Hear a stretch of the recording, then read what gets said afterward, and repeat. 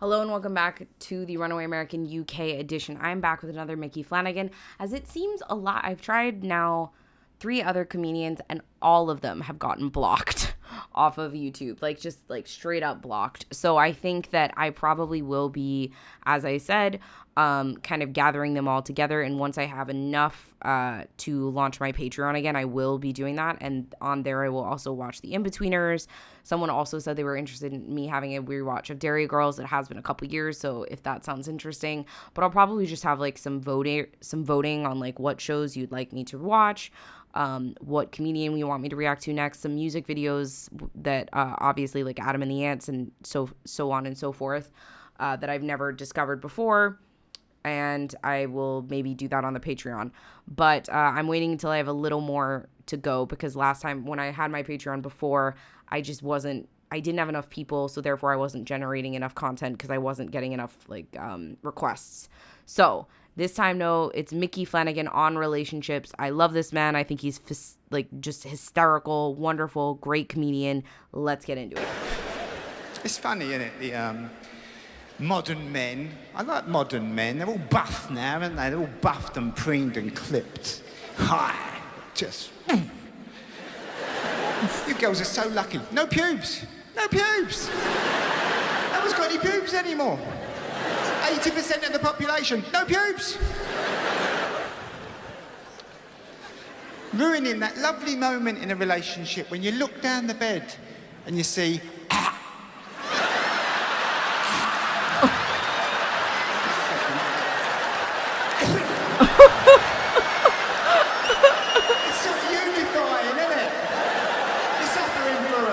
Babe, you can get it out. Go on. You want a glass of water?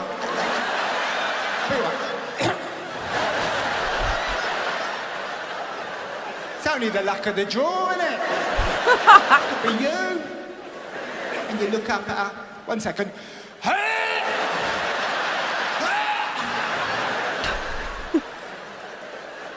Carry on, get excited. Carry on.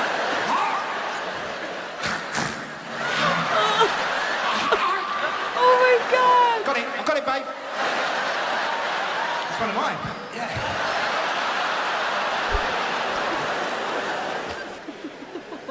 You young girls don't realise how lucky you are to have these lovely modern boyfriends, caring, understanding.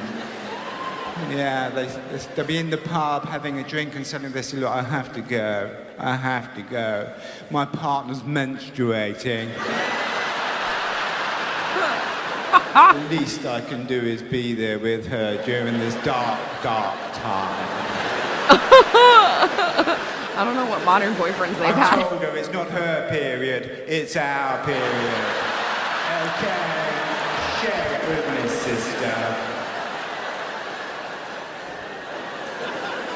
I love how pleased he is with himself. He's like... Yeah, I keep her supplied with paracetamol and hot water bottles. She's allowed to verbally abuse me whenever she likes. Can punch me on the back of the head if that helps out. Yeah. As long as I'm there with her. And as I come in, my wife comes to the door, she goes, don't come in here. Somebody's crying. And I say, fine enough, babe, I was going to give it a miss.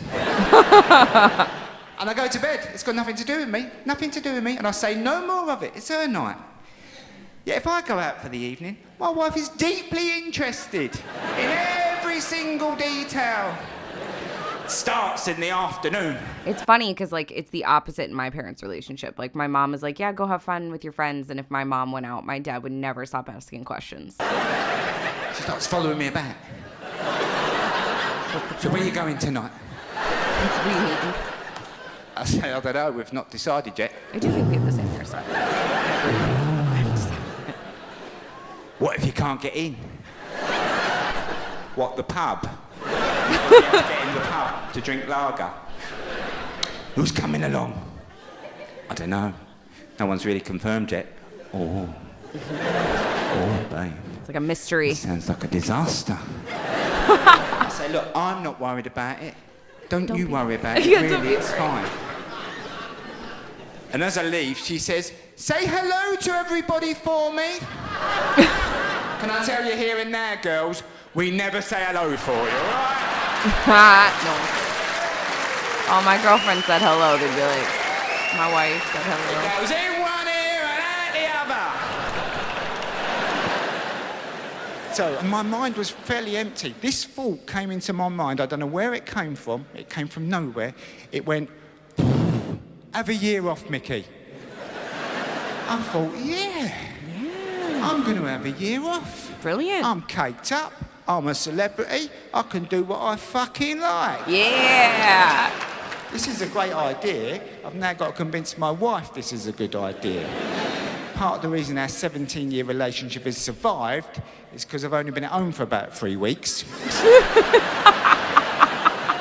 Because like most men, I tend to irritate her just by being there. Because I can't get fuck all right. Yeah, go on, sisters, get it out your system. We do our best.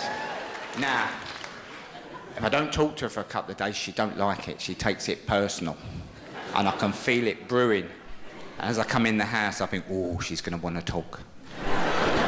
She says to me, come and sit by the island and tell me a story. She says, you must have a story for me. As if I'm an endless supply of stories. Like a lot of men, I used all my stories up years ago. I've kept a few back for holidays. Because they're torture, aren't they? And they torture 14 nights staring at each other. All hot and burnt. What do you mean, what have I been up to? I've been with you! Tell me about your day. You start talking absolute nonsense to each other, don't you? You just say anything.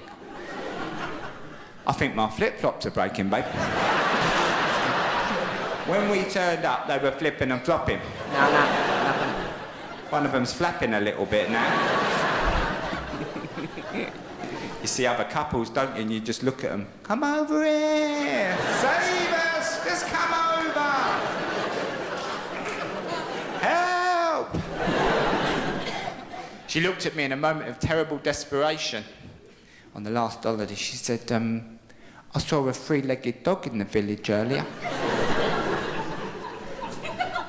I said, babe, I don't know where we go with this. It's like, you know, I normally find something, but I don't know where we go with a three-legged dog, you know.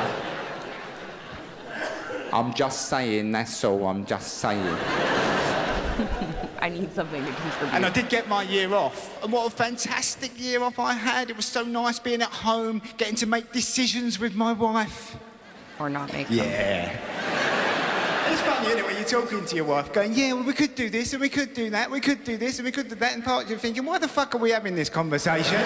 We're going to do what you want to do. Exactly. Yes, he knows. Often my wife will make a decision with no consultation. She just does it. She came in about a year ago. She said, by the way, we're going camping next year. I said, oh, fuck off, will ya?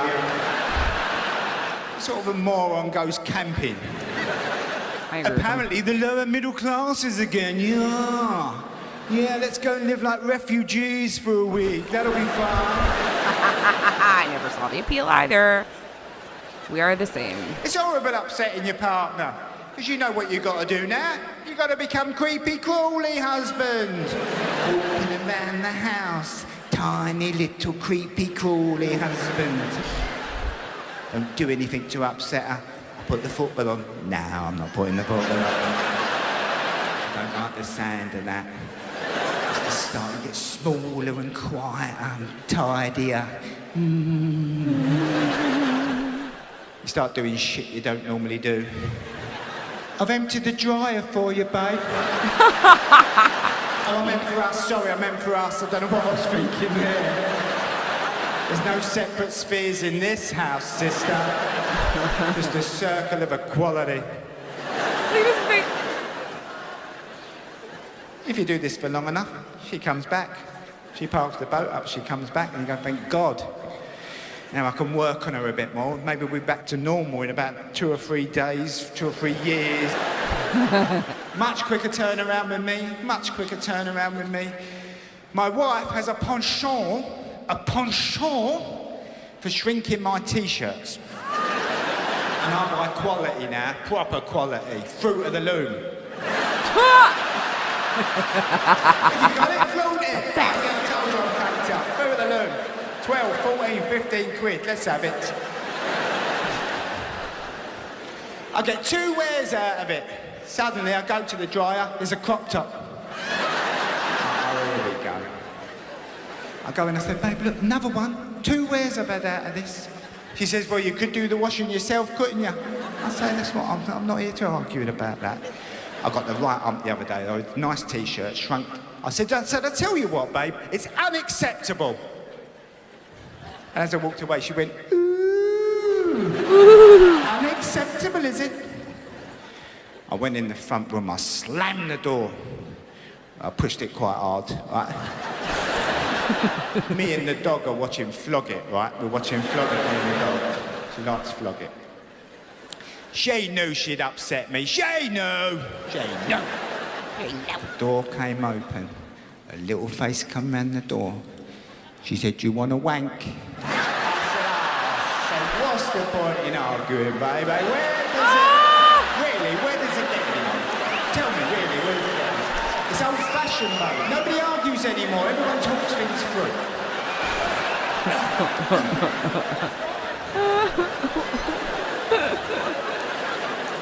I'm getting a wank, the dog's getting a tummy rub. Everybody wins.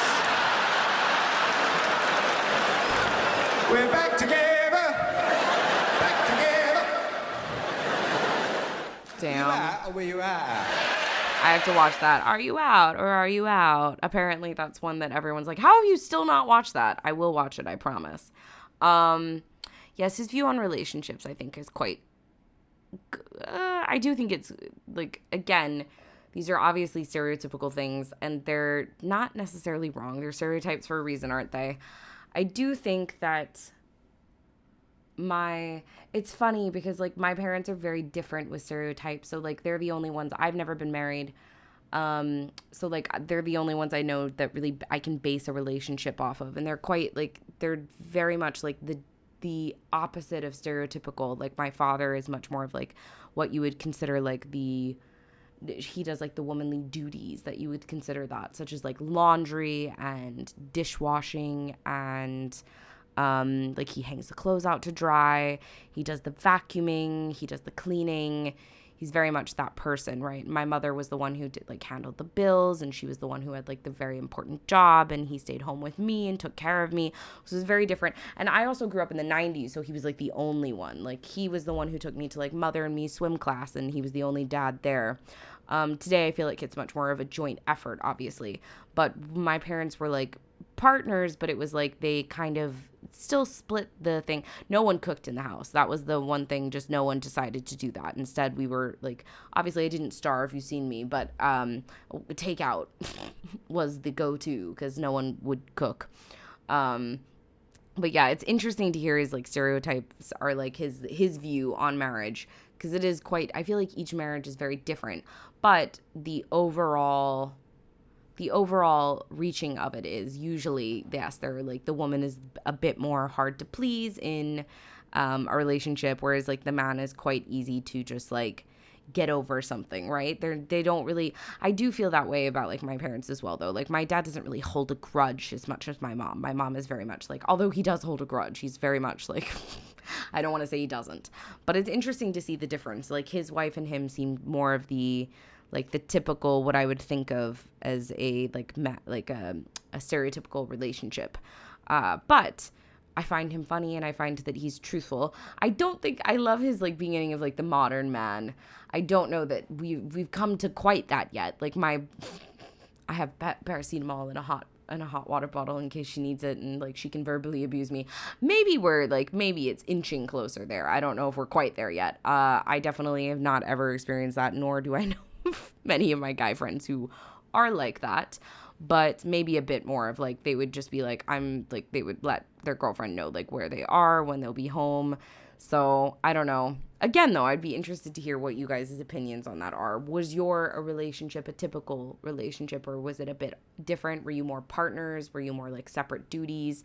As he said, like an equality. This house is all equality. Circle, circle.